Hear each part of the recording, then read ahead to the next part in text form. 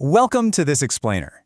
You know that sudden pit in your stomach you get when you watch a kid put on a gaming headset? They're totally absorbed in this digital world you literally can't see, let alone control. Well, if you felt that, you are definitely not alone. Today, we're diving deep into the blueprint of a proposed animated short film that tackles this exact anxiety head-on. We're looking at a genuinely fascinating pitch that takes an undeniably heavy subject, child safety, and completely transforms it into an empowering, highly accessible narrative. It's essentially a masterclass in how to structure a vital message for young, developing minds. Because instead of just relying on fear tactics, it uses solid structure, psychology, and relatable storytelling. We're going to break down exactly how this pitch works, scene by scene, to really understand why it's so incredibly effective. So think about this. How do you teach an 11-year-old about online predators without absolutely terrifying them? I mean, it's a massive communication hurdle for parents, guardians, and educators everywhere. If you lean too hard into the danger, you risk paralyzing a kid with anxiety, right? You make them afraid of the digital world entirely. But if you just gloss over the severity, you leave them incredibly vulnerable to some very real threats. This delicate balancing act is the core challenge the creator of this film faces. We are going to unpack exactly how this pitch solves this complex equation through engaging storytelling, highly practical, actionable steps, and very specific visual choices that keep the audience receptive instead of defensive. Okay, let's dive right into our first section, the online gaming trap. We kick things off by meeting Adam. He's an 11-year-old boy who just loves logging into his favorite online games to unwind after a long day at school. It's a highly relatable, everyday scenario that countless families will immediately recognize. And you know, the choice of his age here is no accident. 11 is a critical transitional age. It's that exact window where kids are naturally craving a bit more independence, venturing further out into unmonitored digital spaces entirely on their own. By starting the story in a comfortable, familiar space, his own room, doing something he genuinely loves, the pitch ensures that the young audience is fully engaged. They literally see themselves in Adam. This naturally lowers their defenses, making the educational message far more impactful when the conflict inevitably pops up. But then, suddenly, that safe space is invaded by an unexpected message. Hi, I'm your age. Let's be friends. Can you tell me your name and where you live? This brilliantly illustrates the exact manipulative tactic used by in-game strangers. They establish a false peer identity to build false trust. It's textbook grooming behavior, distilled right down into a single, highly recognizable line of dialogue. Look, children are naturally wired by society to look out for creepy adults or obvious strangers in trench coats. Predators know this, so they specifically bypass that filter by mimicking a peer. It shows kids exactly how these individuals sneak under the radar, acting like a potential new best friend rather than some scary monster. It completely dismantles the myth of the obvious bad guy. Now, take a look at the stark contrast going on here. You've got the stranger's offer, free game coins, stacked up against a dangerous demand for secrecy.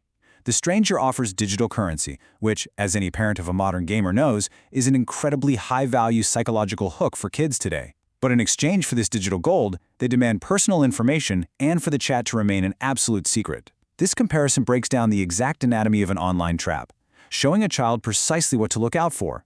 It's almost never just a random threat, it's a transaction. The combination of an enticing bribe paired with a demand for isolation is the ultimate red flag. And laying it out this plainly gives kids a crystal-clear pattern to recognize. That brings us to Section 2, Adam's smart defense strategy. So before Adam acts on the temptation of those free coins, he pauses. He remembers this foundational advice. People online may not be who they say they are. Never share personal info or keep secrets from trusted adults. This highlights the golden rule his parents taught him long before this moment, serving as the crucial foundation for transparency and safety.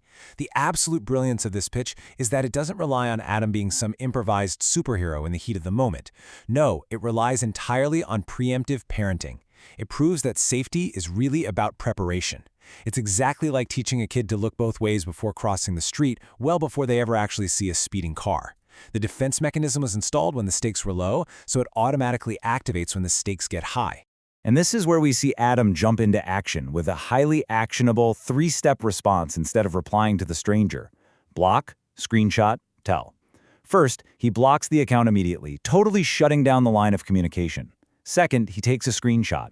And third, he tells his mother.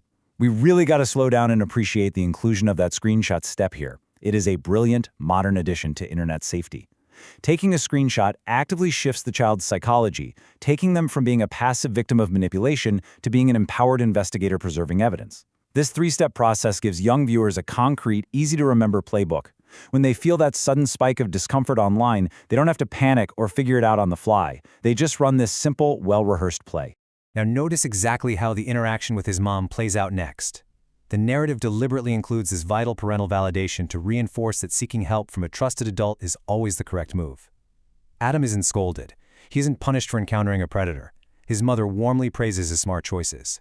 We really have to dig into the alternative here because the #1 reason kids do not report online abuse or weird encounters is the terrifying fear that their devices, their games, and their social lifelines will be immediately confiscated.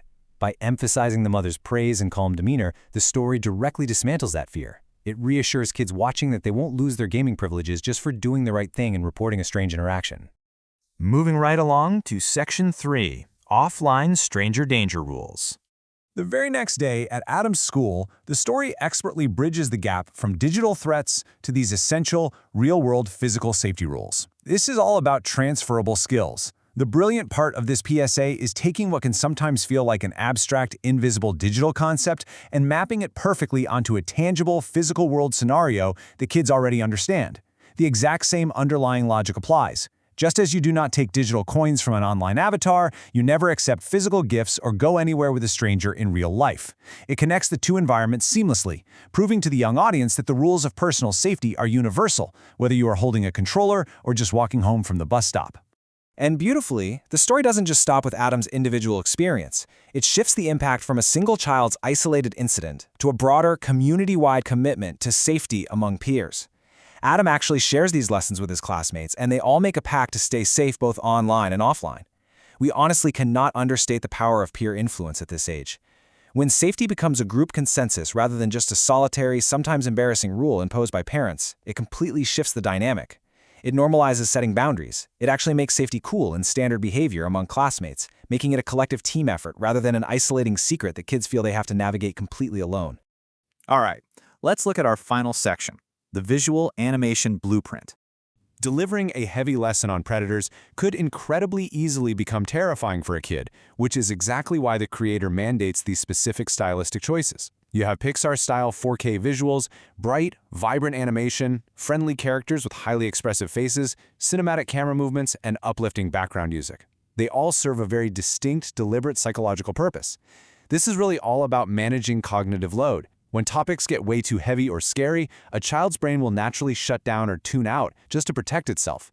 So these artistic choices essentially act as a spoonful of sugar, allowing the serious medicine of the message to be digested easily.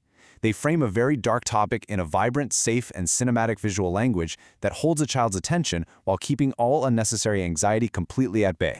Which brings us to the profound resolution of the pitch. The final image is of children happily playing together while a shield-shaped safety symbol appears on screen. This closing visual perfectly encapsulates the ultimate goal of the entire project, allowing kids to play freely because they are protected by knowledge. Let's just give this moment some breathing room to conclude Adam's arc. He faced a genuine threat, he successfully used his tools to mitigate it, and now he, along with his friends, gets to return to just being kids. The animation deliberately does not end with children locked in their rooms in fear, totally distrustful of the world. No, it ends with them happily and safely playing together. That glowing shield represents the actionable tools and the keen awareness they've just learned. Standing guard so their innocence remains intact. So as we wrap up this explainer, I really want to leave you with a crucial thought to reflect on. Are the kids in your life equipped with their own safety shield? Do they instinctively know how to block, screenshot, and report when the digital world suddenly gets dark? We've seen how effectively this narrative breaks down the defenses of predators by building up the confidence of children.